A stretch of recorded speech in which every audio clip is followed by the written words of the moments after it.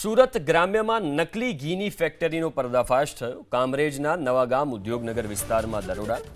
Palm oil વનસ્પતિ ઓઇલનું મિશ્રણ કરીને ઘી બનાવાતું હોવાનો ખુલાસો થયો છે।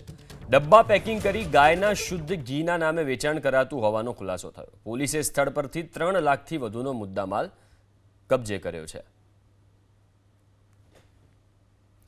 વધુ વિગતો સાથે સંવાદદાતા ઇન્દ્રમલ ફોનલાઈન ઉપર જોડાયા છે। ઇન્દ્રમલ, કેવી રીતે આ આખી પ્રોસેસ થતી હતી અને શું કાર્યવાહી કરવામાં આવી છે? બિલકુલ, હાલ તો જિલ્લા એલસીબી દ્વારા છે તે આખું જે આ ફેક્ટરી છે તેને હાલ સીલ કરી દેવામાં આવી છે। ફૂડ વિભાગ પણ આ દરોડાની અંદર છે તે એલસીબીની સાથે હતો। એલસીબીના માણસોને બાતમી મળી હતી કે કામરેજનું જે નવાગામ જે ઔદ્યોગિક વિસ્તાર છે ત્યાં ઉદ્યોગનગર કરીને એક જગ્યા છે ત્યાં એક ફેક્ટરીની અંદર આ વેપલો ચાલી રહ્યો છે અને તેના આધારે છે તે ગ્રામ્ય એલસીબીએ છે તે દરોડા પાડ્યા હતા।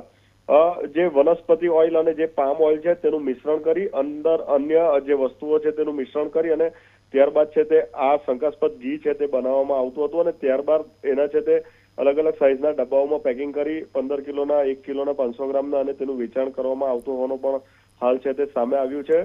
ઘટના સ્થળેથી મોટી માત્રામાં છે તે 15 કિલોના પામ ઓઇલના ડબ્બા, વનસ્પતિ ઓઇલના ડબ્બા, પેકિંગ કરવા માટેની સાધન સામગ્રી તેમજ જે આ ઓઇલ બનાવવા માટે મોટા મોટા ટાંકા છે સહિતની સામગ્રીઓ છે તે મોટા માત્રામાં મળી આવી છે।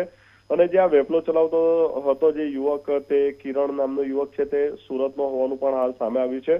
હાલ છે તે જે તમામ જે સાધન સામગ્રીઓ મળી છે તે કબજે લેવામાં આવી છે તેમજ જે શંકાસ્પદ ઘી છે તેના ફૂડ વિભાગ દ્વારા સેમ્પલ લેવામાં આવ્યા છે અને તેના પૃથ્થકરણ માટે હાલ છે તે તેને લેબમાં મોકલવામાં આવ્યા છે। જી આભાર ઇન્દ્રમલ, વિગતો આપવા માટે।